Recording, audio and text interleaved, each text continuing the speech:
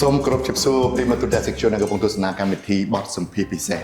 សូមស្វាគមន៍ជាថ្មីមកកាន់កម្មវិធីបទសម្ភាសន៍ពិសេសចាស់ស្ដែងពេលនេះបងប្អូនប្រហែលជាប្លែកគ្នាហើយនៅពេលខ្ញុំកំពុងតែរៀបចំនៃការផ្សាយចេញទៅនេះបងប្អូនបាទហើយតកតងទៅនឹងការរៀបចំរចនាបទថ្មីនេះគឺក្នុងនាមខ្ញុំបាទជាអ្នកសម្របសម្រួលគឺពិតជាមានអារម្មណ៍សប្បាយរីករាយខ្លាំងមែនទែនមានចិត្តរំភើបរីករាយខ្លាំងហើយជាក់ស្ដែងសម្រាប់សប្តាហ៍នេះគឺយើងនឹងមាននៃការសម្ភាសន៍ពិសេសមួយជួបជាមួយនឹងតារាកិត្តិយសរបស់យើងចង់ដឹងថាសម្រាប់សប្តាហ៍នេះតើតារាកិត្តិយសរបស់យើងជាសុភាពបរោះឬក៏ជាសុភាពនារីឬក៏អ្នកណាឬក៏តារាមកពីភពណាដែរនោះអញ្ចឹងសូមជួបជាមួយតារាកិត្តិយសរបស់យើងទាំងអស់គ្នាសូមជម្រាបរបស់តារាកិត្តិយសបាទមកលឹកមកបាទអស់លោកស្រីនិងកញ្ញាប្រិយមិត្តទស្សនិកជនបាទហ្នឹងហើយឥឡូវនេះយើងជំរាបសួរដល់កាន់ប្រិយមិត្តទស្សនិកជននេះណាបាទហ្នឹងហើយអរគុណសូមអនុញ្ញាតសូមឲ្យអង្គចូលមកក្នុងទឹកនេះតិចបាទដើម្បីយើងសូមសិតតែខ្មែរទាំងអស់ទេមែនទេចាខ្មែរអូបាទអរគុណច្រើនហ្នឹងហើយអរគុណបងបានអាចមកសាអញ្ជើញមកលេងនេះបងមកបាទដូចកូនចិននេះណាបាទហ្នឹងហើយដើម្បីឲ្យយើងបង្ហាញភាពពងពោះរបស់យើងទាំងអស់ណាបាទអរគុណសម្រាប់សប្តាហ៍នេះគឺខ្ញុំបាទក្នុងនាមជាអ្នកសម្របសម្រួលគឺពិតជាមានសេចក្តីសុំរីករាយខ្លាំងមែនទែនសម្រាប់ការអញ្ជើញតារាកិត្តិយសរបស់យើងចូលរួមក្នុងកម្មវិធីនេះបាទជាដំបូងនេះក៏សូមអនុញ្ញាតឲ្យបងអូនសេរីបាទជំរាបសួរបងណាជំរាបសួរបងបាទអរគុណអាចជំរាបសួរហើយក៏សួរសុខទុក្ខទៅខាងប្រិយមិត្តទស្សនិកជនយើងបានបាទជំរាបសួរពុកម៉ែបងប្អូនទស្សនិកជនចា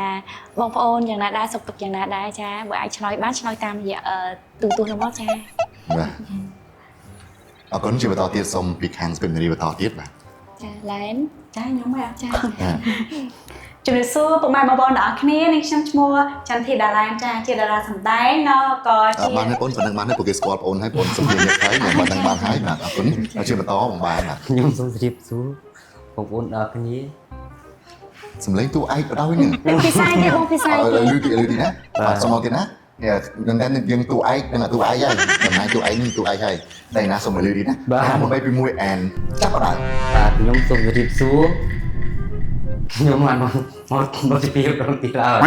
ម្ដងទៀតហើយមកពីម្ដងទៀតហើយអូមកពីម្ដងទៀតហើយបងបែចា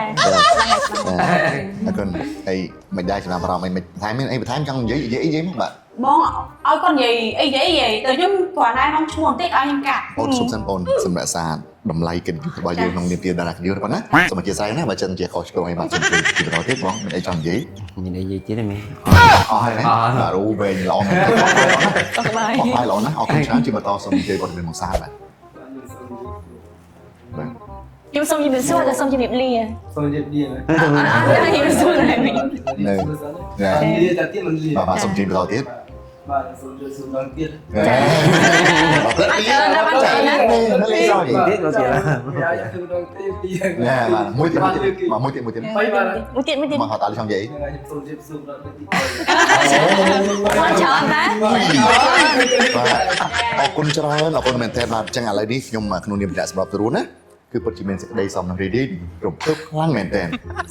ឡូវនេះយ៉ាងណាខ្ញុំបាទសូមអនុញ្ញាតឲ្យតារាកិត្តិយសទាំង4រូបអញ្ជើញថតឲ្យឆ្ងាយពីខ្ញុំបន្តិច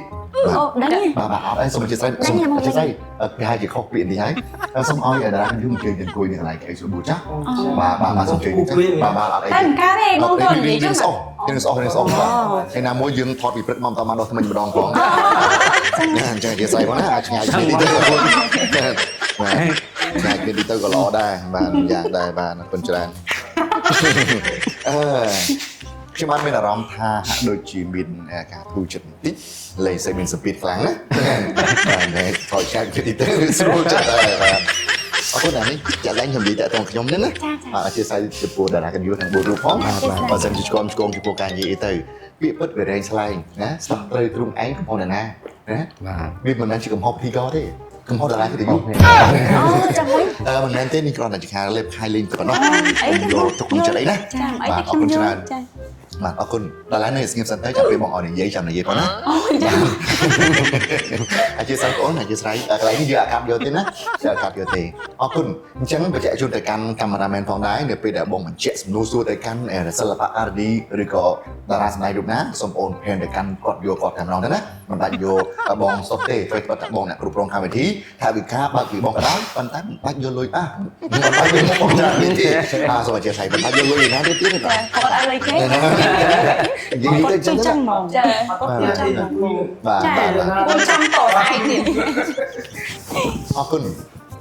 វត្តមានសម្រាប់ការជួបគ្នានេះអាចបញ្ជាក់ជូនបានទេសម្រាប់វត្តមានរបស់ខាងឆ្វេងដៃមុនទៅចាស់ ចាចាឆ្វេងដៃមាន2នាក់ ខាងឆ្វេងដៃបងហ្នឹងណា បងអូន បាទ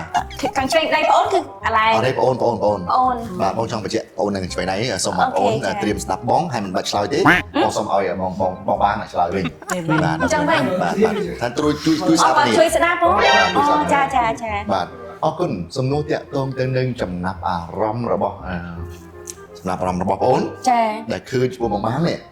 ហើយបងបានវិញនេះ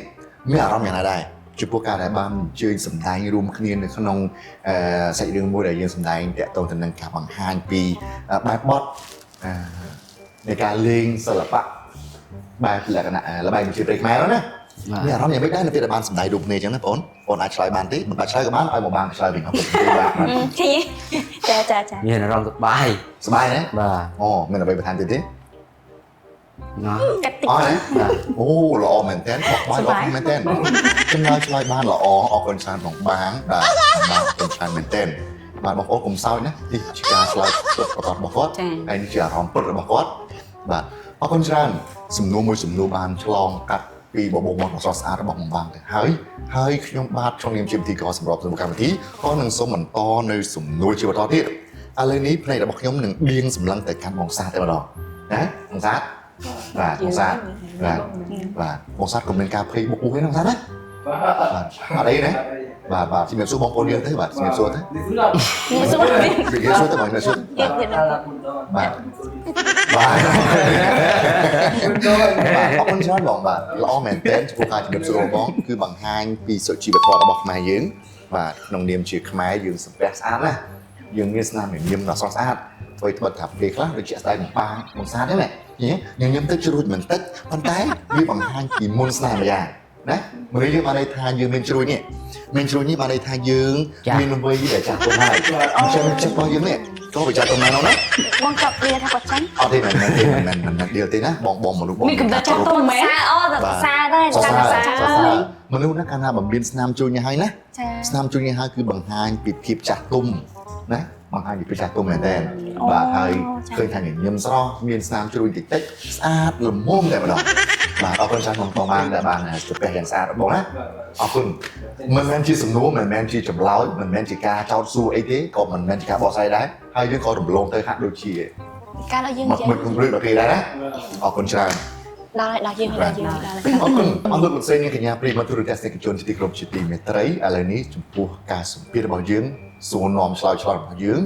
បានស្ដាប់មកហោហើយច្រើនហើយឥឡូវនេះយើងសូមសម្រាប់បន្តិចសិនបើលោកវិញយើងនឹងជួបជាមួយនឹងវត្តមានរបស់តារាកិត្តិយសរបស់យើងជាបន្តទៀតម្ដងបាទអរគុណបាទសូមសម្រាប់បន្តិចសិនបាទ